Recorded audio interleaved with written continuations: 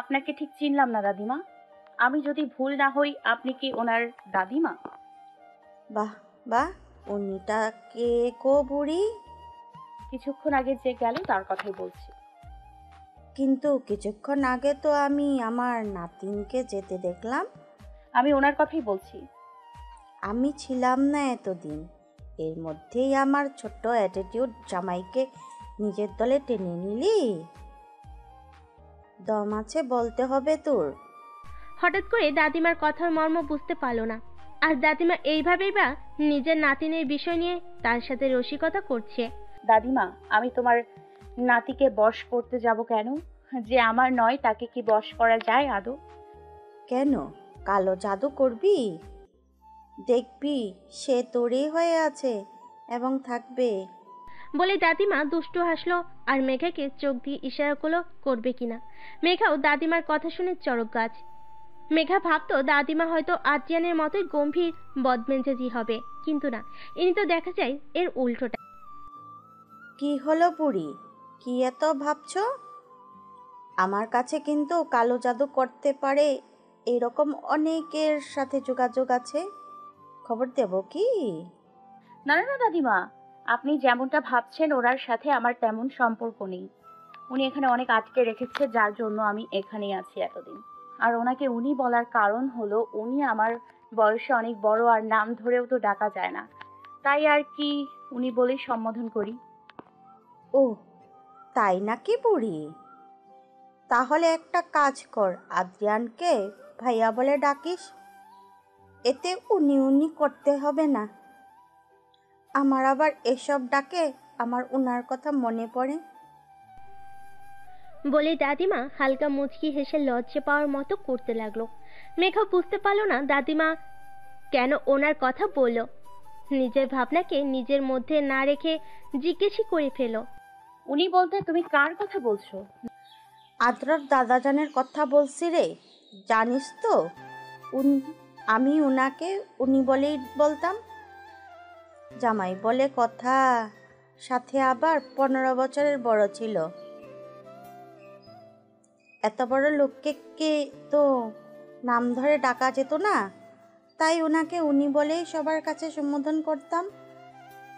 তাই তুই যখন উনি বললি তখন আমার নিজের পুরাতন কথাগুলো মনে পড়ল।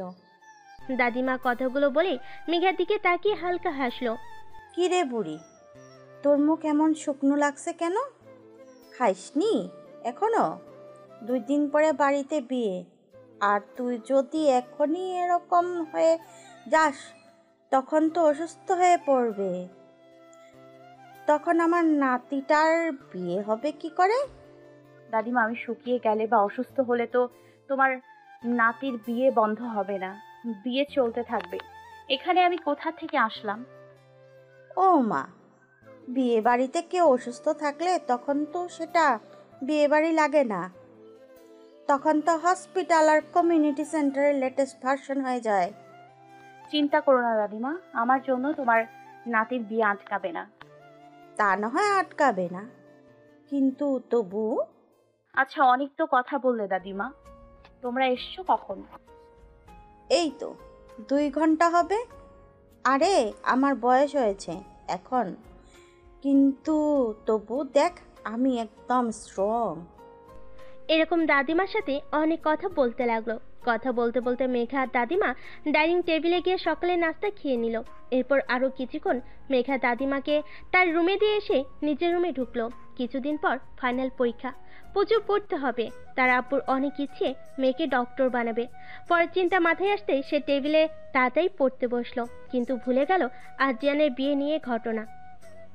অনেকক্ষণ ধরে আদ্রিয়ান আসফকে ডাকছে, কিন্তু আসফ তখন থেকে মুচকি মুচকি হাসছে আর কিছু ভাবছে, যার জন্য আদ্রিয়ানের ডাক শুনতে পারছে না। আদ্রিয়ান যখন এত ডাকার পরও শুনল না, তখন আদ্রিয়ানের হাতের কলমটি নিয়ে আসফের গায়ে ছুঁড়ে মারল। গায়ে কিছু পড়তেই আসফ স্বপ্নের দুনিয়া থেকে বাস্তব দুনিয়ায় ফিরল। এতক্ষণ তার প্রেয়সীর কথা ভাবছিল, যার সাথে তার অনেক কষ্টে ফ্রেন্ডশিপ হয়েছে। এখন প্রতিদিনই তার সাথে কথা হয়। আস্তে আস্তে আশা আরও বেশি মিশে যাচ্ছে মেয়েটির মায়ে। এত কেন আকৃষ্ট করে তাকে তার প্রতি? হঠাৎ করে এসব ভাবনা ভাঙল সামনের যমরাজকে দেখে। কি ব্যাপার আসাফ, কোন জায়গায় শুনতে ঘুরতে গিয়েছিলে? ডাকতে ডাকতেও তোমার সাড়া পাওয়া যাচ্ছে না। ইদানিং দেখছি বেশিরভাগই কিছু নিয়ে ভাবো আর হাসো। না না স্যার, তেমন কিছু না। সরি স্যার, আর এমন হবে না। শোনো, তোমার পার্সোনাল লাইফ নিয়ে কিছু বলছি না, কিন্তু তুমি আমার ছোট ভাইয়ের মতো, তাই কিছু কথা বলি।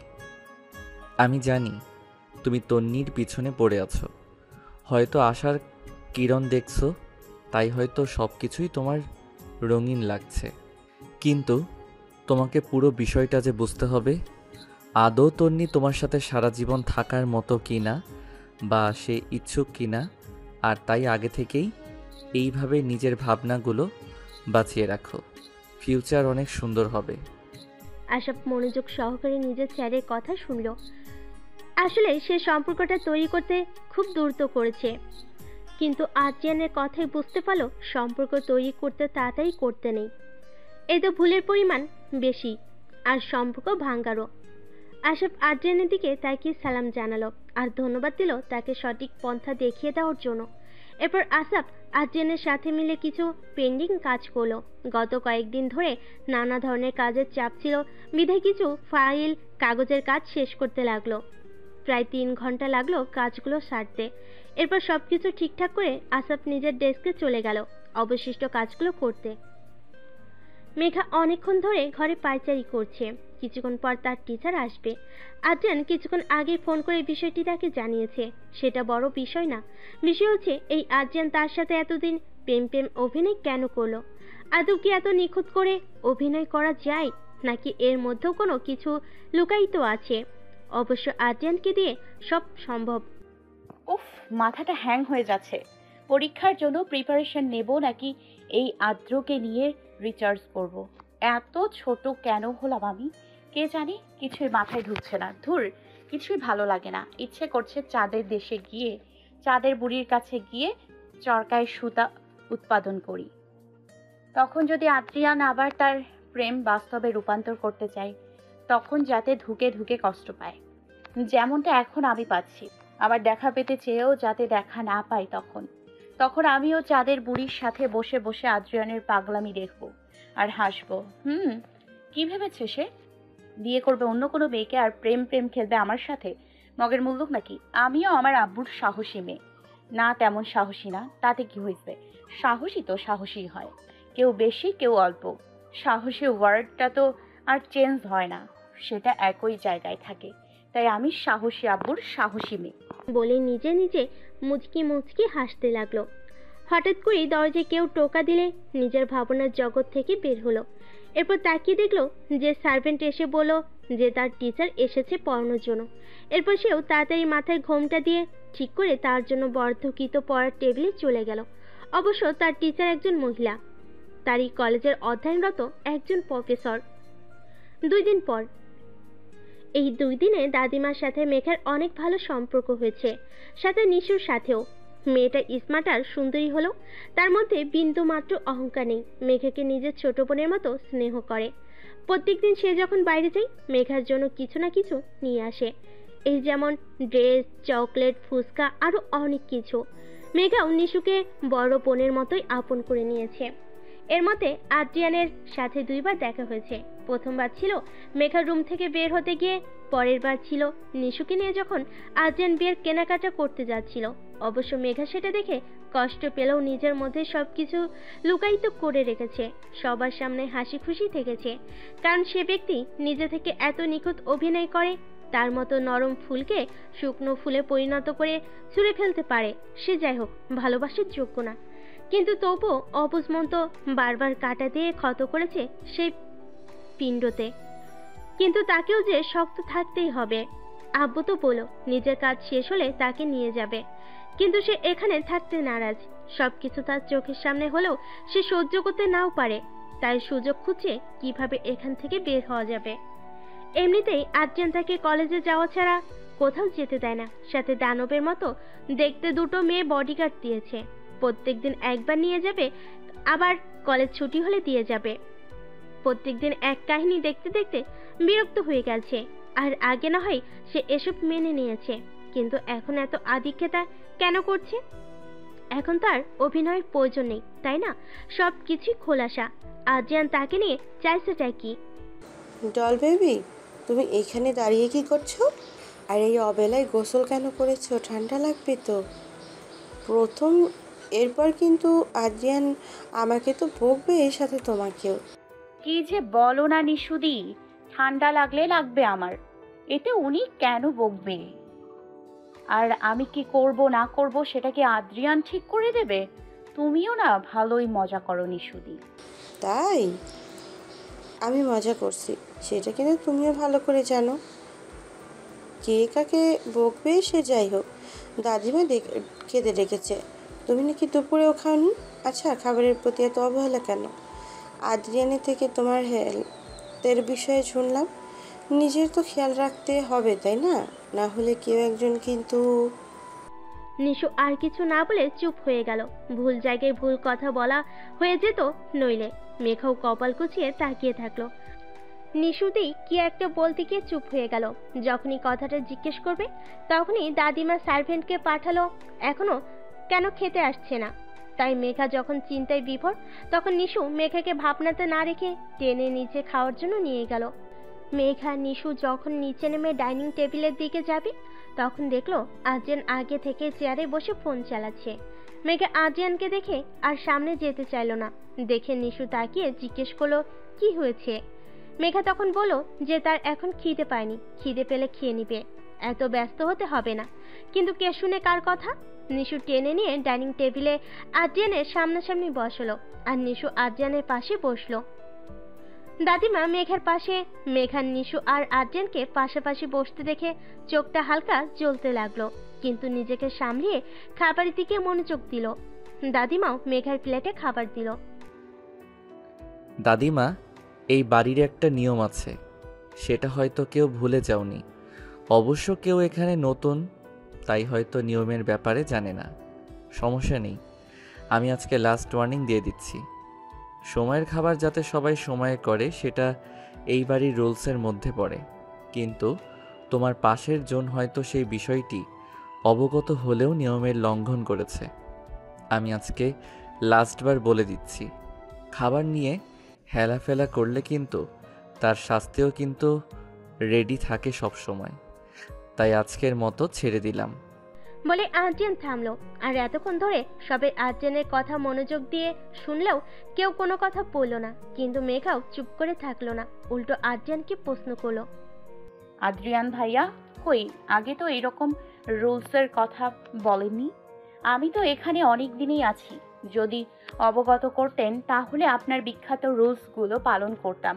আদ্রিয়ান ভাইয়া, সে যাই হোক, এখন যখন আমার উদ্দেশ্য কথাগুলো বলেছেন, সেহেতু আপনার কথা এবং রুলস ফলো করার যথেষ্ট চেষ্টা করব। মেঘার মুখে আদ্রিয়ানকে ভাইয়া সম্বোধন করাতে নিশুর কাশি উঠে গেল। কাশতে কাশতে অবস্থা খারাপ। মেঘা তাড়াতাড়ি জায়গা থেকে উঠে নিশুকে পানি খাওয়ালো। কিছুক্ষণ পর নিশুর কাশি থামলে মেঘা দিকে একবার তাকিয়ে আদ্রিয়ানের দিকে তাকালো। আর দাদিমা মুচকি মুচকি হেসে খেতে লাগলো। আদ্রিয়ান চামচ হাতে মুষ্টিবদ্ধ করে চামচের অবস্থা বেহাল করতে লাগলো। কাঁটা চামচ হওয়ায় হালকা কেটেও গেল, কিন্তু সেই দিকে ভ্রুক্ষেপ না করে মেঘা দিকে অগ্নি দৃষ্টিতে তাকালো। কিন্তু মেঘার বিন্দু মাত্র কেয়ার না করে নিজের চেয়ারে বসে খাবার খেতে খেতে আদ্রিয়ানের দিকে তাকিয়ে এলো। এ কি আদ্রিয়ান ভাইয়া, আপনার হাতের এই অবস্থা কেন? আদ্রিয়ান হাত থেকে চামচটা ফেললো। নিশু তাড়াতাড়ি নিজে খাবার রেখে আদ্রিয়ানের হাত থেকে চামচ নিয়ে টেবিলে রাখলো। এরপর মেঘাকে বলল পানি দিয়ে হাতটা পরিষ্কার করার জন্য। মেঘা যখনই পানির গ্লাস নিয়ে হাতে দিবে অমনি আদ্রিয়ান মেঘার হাত ঝাড়া মেরে ফেলে দিল। হঠাৎ এমন হওয়াতে মেঘার হাতে থাকা গ্লাস মাটিতে পড়ে গেল আর মেঘার হাত টেবিলের সাথে বাড়ি খেলো। মেঘা হালকা আওয়াজ করলো, আদ্রিয়ান তা খেয়াল করলো না। আমি কি তোমাকে বলেছি পানি দিতে? কোন সাহসে তুমি আমাকে পানি দিতে যাচ্ছিলে বলো? আদ্রিয়ান প্রথমের কথাগুলো ধমক দিয়ে বলো, পরের কথাগুলো চিৎকার করে বলো। আদ্রিয়ান, এইভাবে কেন বলছিস মেয়েটাকে? দাদিমা, প্লিজ তুমি এসবের মধ্যে ঢোকো না। তোমার মেডিসিনের সময় হয়েছে। নিশু, দাদিমাকে নিয়ে যাও। আর মেডিসিন খাইয়ে শুইয়ে দাও। তুমিও গিয়ে শুয়ে পড়ো। কালকে থেকে বিয়ের কাজ শুরু হবে। শরীরে রেস্ট দেওয়া জরুরি। এরপর আর রেস্ট করার সুযোগ পাবে না। যাও। আদ্রিয়ান কথাগুলো বলে নিশুকে ইশারা করলো দাদিমাকে নিয়ে যেতে। কিন্তু আদ্রিয়ান, তোমাকে যেতে বলেছি নিশু, কথা শোনো। আদ্রিয়ান গরম চোখে তাকালে নিশু দাদিমাকে নিয়ে যেতে লাগলো। দাদিমাও আর কিছু বললো না, শুধু মেঘাকে ইশারায় ভয় পেতে বারণ করলো। কিন্তু মেঘা তো মেঘাই। হঠাৎ আদ্রিয়ানের এমন রিয়াক্টে প্রচন্ড কষ্ট পেয়েছে। নিজেকে শক্ত করতে চাইলো, কান্নাগুলো দলা পাকিয়ে চলে আসলো। কিন্তু খুবই সপ্তপণে কান্নাগুলো গিলতে লাগলো, যার ফলে হালকা হেসকি উঠতে লাগলো। নিশু আর দাদিমা যখন চলে গেল তখন মেঘা ব্যথা পাও হাত ধরে নিয়ে যেতে লাগলো। মেঘার অবশ্য আগে থেকে হেসকি উঠছিল, কিন্তু ব্যথার জায়গায় শক্ত করে ধরায় ব্যথাটা যেন 10 গুণ তাজা হয়ে উঠল। কিন্তু তবুও হাত ছাড়ানোর চেষ্টা করলো না, কারণ সেও দেখতে চায় এই আদ্রিয়ান চায়টা কি। আদ্রিয়ান মেঘাকে নিয়ে রুমে ঢুকে দরজা লক করে দিল। এরপর মেঘাকে দেওয়ালের সাথে চেপে হিসিয়ে বলল, এই মেয়েই, আমি তোর কোন জন্মের ভাই লাগি? আমার জানা মতে আমার বাবা মায়ের একমাত্র সন্তান আমি, তাই বোন থাকার প্রশ্নই আসে না। আর তোর বা আমার কোনো চাচা মামা ফুপা লাগে না যে সেই সম্পর্কে তুই আমার কাজিন হবি। তাহলে কোন সাহসে তুই আমাকে ভাইয়া ডাকিস বল? আদ্রিয়ানের চিল্লানির কথা বের করতে হবে, তাই নিজেকে শক্ত রেখে হালকা হাসার চেষ্টা করলো। কেন? আপনি তো আমার বয়সে অনেক বড়, তাহলে এই ভিত্তিতে আপনাকে ভাইয়া ডাকাই যায়, তাই না? আঙ্কেল তো আর ডাকা যায় না। আপনার যদি ভাইয়া ডাক পছন্দ না হয় তাহলে আপনি অনুমতি দিলে আমি কিন্তু আপনাকে আঙ্কেল ডাকতে পারি। মেঘার এরূপ কথাতে আদ্রিয়ানের রগের শিরাগুলো ফুলে উঠছে। মেঘার উপর হঠাৎ করে প্রচন্ড রাগ আসার ফলে মেঘার দেওয়ালের সাথে প্রচন্ড জোরে ঘুষি দিল। এতে আদ্রিয়ানের হাতের চামড়াগুলো ফেটে রক্ত বের হতে লাগলো। আদ্রিয়ানের হঠাৎ এরকম করাতে মেঘা প্রচন্ড ভয় পেল, তাই চোখ খিচে বন্ধ করে ফেলল। মেঘু, খুব বার বেড়েছ। কার থেকে এত সাহস পাচ্ছ বলতে পারবে? কথার বুলি ফুটেছে খুব দেখছি। আপনি হয়তো আমাকে চিনতে ভুল করেছেন, তাই হয়তো আমাকে নিয়ে পুতুল পুতুল খেলা খেলছেন। আমি কার মেয়ে আপনি হয়তো ভুলে গেছেন। সে যাই হোক, 2 দিন পর আপনার বিয়ে, তাই নিজের হবু বউয়ের সাথে বেশি বেশি টাইম স্পেন্ড করবেন। তা না করে আপনি একজন আশ্রিতাকে নিয়ে আপনার ঘরে ঢুকলেন, আবার দরজাও বন্ধ করে রেখেছেন। নিজেকে কি বাদশা ভাবছেন? আপনার সম্মান না থাকতে পারে, কিন্তু আমার আছে। আমি ভদ্র পরিবারের মেয়ে, তাই নিজের লিমিট ক্রস করবেন না মিস্টার আদ্রিয়ান। মেঘের এরূপ কথা শুনে আদ্রিয়ান ভুরকুচকে তাকিয়ে থাকলো। এরপর কিছুক্ষণ তাকিয়ে থেকে কিছু একটা ভাবলো। এরপর মেঘার উদ্দেশ্যে, আসলেই ঠিক বলেছ। তোমার মতো একজন আশ্রিতার কাছে কেনই বা থাকতে চাইব? ভালো বুদ্ধি দিয়েছ। হবু বউয়ের সাথে সময় কাটানো উচিত। অযথা কেন যে তোমাকে নিয়ে আসলাম, আমার সময় পুরোটাই লস। এই বলে মেঘাকে রুমের বাইরে রেখে রুম লক করে নিশুর ঘরে গিয়ে দরজা অফ করে দিল। মেঘা সেই দিকে তাকিয়ে দেখতে লাগলো। আদ্রিয়ান হয়তো তার সাথে দুষ্টামি করেছিল ভেবে দাঁড়িয়ে থাকলো আদ্রিয়ান বের হয় কিনা দেখার জন্য।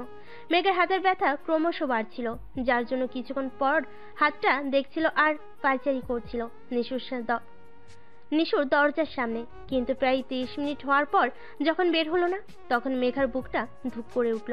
সামনে এগিয়ে গিয়ে দরজায় কান পেতে শোনার চেষ্টা করলো ভেতরে কি হচ্ছে, কিন্তু হঠাৎ করে এমন কিছু শুনলো মেঘা পাথরের মতো হয়ে গেল। আদ্রিয়ান এত খারাপ, ছি, এমনটি কিভাবে করতে পারে সে, ছি বলে মেঘা কান্না করতে করতে নিজের রুমে গিয়ে দরজা অফ করে দিল। হাতের ব্যথাটাও বাড়ছে ধীরে ধীরে, মনে হয় হাড় ভেঙেছে। কেউ দরজা খুলে সেই দৃশ্য দেখে বাঁকা হাসলো, এরপর দরজাটা অফ করে দিল। মধ্যরাতে মেঘার রুম থেকে গঙ্গানুর আওয়াজ হতে লাগলো ধীরে ধীরে। হয়তো প্রচন্ড ব্যথায় মেয়েটা কাতরাচ্ছে। অর্ধ ঘুমে থেকেও কাউকে ডাকার চেষ্টা করেছে, কিন্তু পারছে না। শরীরটা প্রচন্ড দুর্বল লাগছে, তেষ্টায় গলাটা শুকিয়ে গেছে, সাথে হাতের ব্যথাটাও বেড়েছে। হাত অনেকটা ফুলের ডোম হয়েছে। বাম হাতে মিনি টেবিল থেকে পানির বোতল নেওয়ার চেষ্টা করতে লাগলো, কিন্তু কোনো মতেই সম্ভব হচ্ছে না, তাই ফুপিয়ে কান্না করে দিল। মেঘা যখন কান্নায় ব্যস্ত ছিল, তখন কেউ একজন মেঘা দরজার নব ঘুরিয়ে রুমে ঢুকলো। মেঘাকে গুঙ্গাতে দেখে হাতের মেডিসিনগুলো নিয়ে মেঘার পাশে গিয়ে বসলো আর পানির বোতলটা নিয়ে মেঘাকে উঠিয়ে খাইয়ে দিতে লাগলো। মেঘাও যেন পানির তৃষ্ণা নিবারণের প্রায় অর্ধেক বোতল পানি ঢকঢক করে খেয়ে ফেল। এরপর মেঘাকে ধরে শুইয়ে দিল। মেঘা আদো আদো চোখ খুলে দেখতে লাগলো সামনের ব্যক্তিটিকে, কিন্তু রুমে ডিম লাইট থাকায় স্পষ্ট কিছু বোঝা গেল না সামনে কে বসে আছে। তবু পরিচিত পারফিউমের সুবাস যেন বলে দিচ্ছে তার প্রিয় পুরুষটি এসেছে, তার সন্নিকটেই বসে আছে। আর তার আলিঙ্গন পেতেই ধীরে ধীরে তার কাছে গিয়ে কোমর জড়িয়ে ধরে সে ব্যক্তির পেটে মুখ গুজল। সামনের ব্যক্তিটি সুস্বাস্থ্যের হয় ঠিকমতো জড়িয়ে ধরতেও পারছে না। সামনের ব্যক্তিটি হয়তো বিষয়টি বুঝতে পেরেছে, তাই মেঘাকে নিজে থেকেই কাছে টেনে নিল। এবার মাথায় হাত বোলাতে লাগলো। আপনি এসছেন আদ্রিয়ান? আপনি এসছেন আদ্র? আপনি কেন এসছেন এখানে? একদম আসবেন না এখানে। আপনি না খুব খুব পচা একজন লোক। আমাকে একটুও ভালোবাসেন না, তার জন্যই তো নিঃসুদির সাথে বিয়ে করেন গিয়ে বিয়ে। আমিও আপনাদের এখানে আর থাকবো না, অনেক দূরে চলে যাব। আপনি শুধু আমায় কষ্ট দেন। আমার আব্বু আমাকে একটুও কষ্ট দিত না। আব্বু তো বলেছিল আপনি নাকি আমাকে ভালো রাখবেন। কই ভালো রাখছেন, উল্টো কষ্ট দিচ্ছেন। এই যে আজকেও কষ্ট দিয়েছেন আমাকে, হাতেও ব্যথা দিয়েছেন। আমি কি এত কষ্ট সহ্য করতে পারি? আমার মনটা যেমন নরম, শরীরের হাড়গুলোও তো নরম। আমার মতো তো আর আপনার মতো তো আর শক্ত না যে ব্যথা পেলেও ব্যথা লাগে না। উফ, খুব ব্যথা করছে তো আদ্র। এরূপ বলে মেঘা আরেকটু জোরে কান্না করতে লাগলো। সামনের ব্যক্তিটির মুখটা গম্ভীর হলেও নিজের ভেতরে কষ্টটা জমিয়ে রাখলো। তার তো ইচ্ছে করছে না মেঘাকে কষ্ট দিতে, কিন্তু তারও যে উপায় নেই। হাতের মেডিসিনগুলো থেকে স্প্রে বের করে মেঘার হাতে স্প্রে করে দিয়ে কিছুক্ষণ হাতটাতে ম্যাসেজ করে দিল। হাতটা একদম লাল হয়ে আছে আর বেশ ফুলেও গেছে। সেটা দেখে বুকের মধ্যে ধক করে উঠল। তার স্নিগ্ধ পরীকে সে এইভাবে যন্ত্রণা দিল। সে এতটা পাষাণ কিভাবে হতে পারলো? হ্যাঁ, লোকটি আর কেউ নয়, আদ্রিয়ান। নিজের কাজে নিজেরই রাগ উঠছে এখন। এতটা কেন নিজেকে দুর্বল আর অসহায় লাগছে নিজেকে। এই তো আর 2 দিন, এরপর সবকিছুই তার হাতের মুঠোয় থাকবে। জান, খুব কষ্ট হচ্ছে। এই তো ব্যথার ওষুধ দিয়ে দিয়েছি, দেখবে একটু পর ভালো হয়ে যাবে। তোমার আদ্র তোমার পাশেই আছে লক্ষ্মীটি। এই তো আমি লক্ষ্মীটি। আর কোথায় কষ্ট হচ্ছে বলো সোনা? আমি খুব ব্যথা দিয়েছি তাই না সোনা? এই তো এখনই ব্যথা সেরে যাবে। বলে আদ্রিয়ান মেঘাকে শুয়ে দিয়ে কপালে গালে কিস করতে লাগলো। আর এই জান, কোথায় ব্যথা করছে বলো, আমি এখনই সেরে দিচ্ছি। এই তো তোমার আদ্র তোমার কাছে আছে জান, কোথাও যাইনি, আমি এখানেই আছি, একদম সন্নিকটে যান। রূপ বলতে বলতে মেঘাকে এলো পাথারি চুমু দিতে লাগলো। চুলের খোপাটাও খুলে ফেল। এরপর ঘাড়ে হাত গুলিয়ে ঠোঁটে এগিয়ে বড়বড় নিঃশ্বাস নিতেই চোখ মেলে একবার মেঘার দিকে তাকিয়ে দেখলো। মেঘাও নিভি নিভি চোখে আদ্রের দিকে তাকিয়ে থাকলো আর ঘন ঘন নিঃশ্বাস নিতে লাগলো। আদ্রিয়ান নিজেকে আর কন্ট্রোল করতে পারলো না। মেঘার ওই নরম ওষ্ঠে গভীরভাবে ছুঁয়ে দিল। মেঘাও যেন সেই মাতোয়ারা নেশায় আসক্ত হলো, এক করে দিল নিজের ভেতরের থাকা সুপ্ত অনুভূতিগুলো। আদ্রিয়ান পুরো পাগলের মতো মেঘার ওষ্ঠে এলো পাথারি কিস করতে করতে কয়েকটা তো কামড়ও দিল। এরপর ঠোঁট থেকে কিস করতে করতে নিচে নেমে আসতে লাগলো। মেঘার জামাটা চেন সিস্টেম হয়, পিছন থেকে চেন খুলে যখনই বুকে কিস করতে যাবে তখনই দেখে মেঘার কোনো নড়চড় নেই। আদ্রিয়ান উপর দিক চেয়ে দেখলো মেঘা ঘুমিয়ে পড়েছে। আগে মেঘাকে জ্বরের আর ব্যথার ওষুধ খাওয়ানো হয়েছে, যার জন্য মেঘার শরীর উত্তেজনায় নেতিয়ে গেছে। আর এজন্যই আদ্রিয়ানের স্পর্শ সহ্য করতে না পেরে ঘুমিয়ে পড়েছে। আদ্রিয়ান মেঘার কাণ্ড দেখে মুচকি হাসতে লাগলো। সামান্য আমার স্পর্শেই তুমি এইভাবে নেতিয়ে যাও? যখন তোমাকে পুরোটাই আমার মাঝে সমাহিত করব তখন কি করবে গো জান? তখন তো মনে হয় তোমাকে খুঁজেও পাওয়া যাবে না। এরপর মেঘার এলোমেলো চুলগুলো ঠিক করে দিল, গালে হাত দিয়ে আবার আলতোভাবে কিস করলো। এরপর যখন ঠোঁটের দিকে নজর গেল তখন দেখলো যে তার পাগলামের সামান্য ঝলক। ঠোঁটের অবস্থা বেহাল, অনেক ব্যথা পেয়েছে হয়তো মেঘা, কিন্তু এগুলো তো অভ্যাস করে নিতে হবে ওকে, না হলে তো তারই সমস্যা হতে পারে। এসব ভেবেই আদ্রিয়ান মেঘার রুমের ড্রয়ার থেকে মলম বের করে বেডে আসলো। এরপর মেঘার ঠোঁটে আলতো করে কিস করে খুব যত্ন সহকারে মলম লাগিয়ে দিল। মেঘার জামাটাও ঠিক করে দিল। এরপর কপাল চেক করে দেখলো জ্বরটা আস্তে আস্তে কমতে শুরু করেছে আর ঘাম দিচ্ছে, ওষুধে কাজ হয়েছে। আদ্রিয়ান মেঘার বাথরুমে গিয়ে একটা টাওয়াল ভিজিয়ে এনে মেঘার পুরো শরীর মুছিয়ে দিল, স্পর্শকাতর জায়গা ছাড়া। এরপর টাওয়াল আবার বাথরুমে রেখে এসে সবকিছু গুছিয়ে মেঘার কম্বলে ঢুকে মেঘাকে বুকে নিয়ে শুয়ে পড়ল। নিজের বুকের মধ্যে প্রশান্তি যেন উপচে পড়ছে। মেঘাও আদ্রিয়ানকে শক্ত করে জড়িয়ে ধরে বুকের ভিতর নাক ঘষে বিড়াল ছানার মতো ঠোঁট উল্টে শুয়ে থাকলো আর ঠোঁট নাড়িয়ে কিছু বলতে লাগলো। আদ্রিয়ান মেঘার কাণ্ড দেখছিল। যখন দেখলো মেঘা কিছু বলছে তখন কান পেতে শোনার চেষ্টা করলো, কিন্তু মেঘার এরূপ কথা শুনে তার খুব হাসি পেল। আদ্র, আপনি নিশুদিকে বিয়ে না করে আমাকে করবেন। আমাকে বিয়ে না করলে কিন্তু কেস ঠুকে দেব। তারপর পুলিশ আঙ্কেল আপনাকে হাজতে নিয়ে যাবে, বড় বড় রশি দিয়ে বেঁধে। তখন আমিও আপনার এসব ভিডিও করে নেটে পাবলিশ করে দিব, আর ক্যাপশন দিব, অবলা মেয়েকে প্রেমের জালে ফাঁসিয়ে প্রেগনেন্ট করে এখন অন্য একজনকে বিয়ে করছে। জাতি কি মেনে নেবে এই অবিচার? না, কখনো মানবে না, কখনো না। বলতে বলতে মেঘা আদ্রিয়ানের বুকে আবার ঘুমিয়ে পড়ল। আর আদ্রিয়ান ভাবছে, এই মেয়ের মাথায় এসব ঘুরছে, তাহলে তাকে নিয়ে কি সাংঘাতিক ব্যাপার, একেবারে প্রেগনেন্ট বলে দাবি করবে। সমস্যা নেই স্নিগ্ধ পরি, তোমার নকল প্রেগনেন্টকে আসল প্রেগনেন্ট করানোর দায়িত্ব আমার। ছোট বলে অনেক ছাড় দিয়েছি, আর নয়, এখন সময় হয়ে গিয়েছে আমি পুরোটাকে সামলানোর। বিয়ে করার যখন এতই তাড়াহুড়া, তখন আর 2 দিন ওয়েট করো, আসল খেল তো তখন শুরু হবে।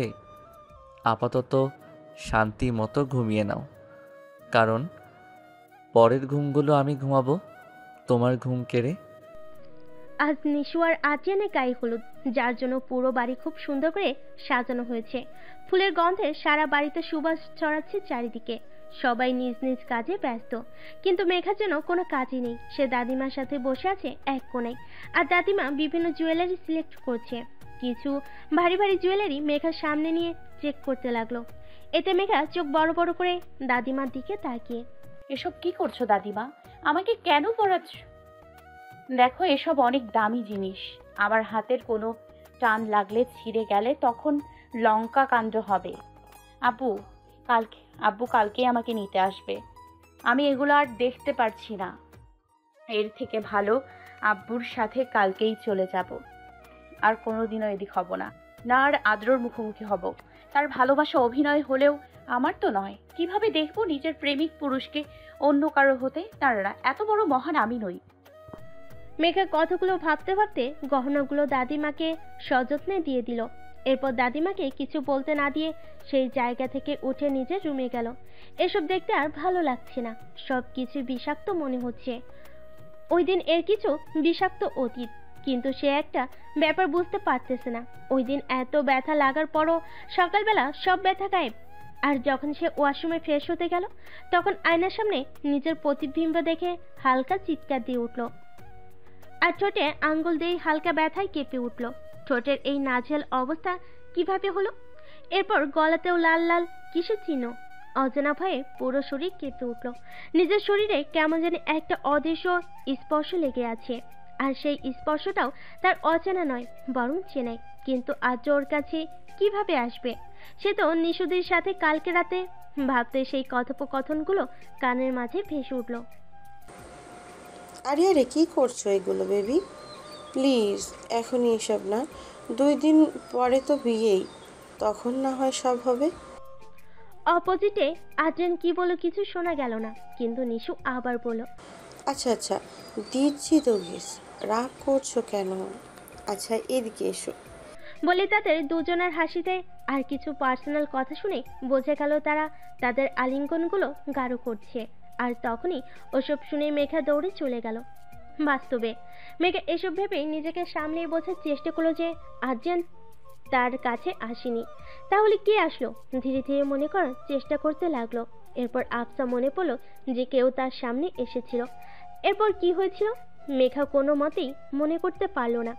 নিজেকে ভালো করে চেক করে বুঝতে পারলো তেমন কোনো ক্ষতি হয়নি, কিন্তু এসব কে করলো? নিজেকে কেমন দিশেহারা মনে হচ্ছে। মনে এরূপ বিদ্রুপের মধ্যেই রুমে এসে বেডে বসলো। এরপর বেডে যখন বালিশে হাত দিল, তখন কিছু একটা হাতে বিঁধল মনে হয়। যখন জিনিসটি দেখার জন্য হাত চলো তখন জোরে চিৎকার দিয়ে দরজার কাছে চলে গেল আর দাদিমা, নিশু আর আর্যেনকে ডাকতে লাগলো। মেঘার চিৎকারে দাদিমা আর নিশু আসলেও আর্যেন আসলো না।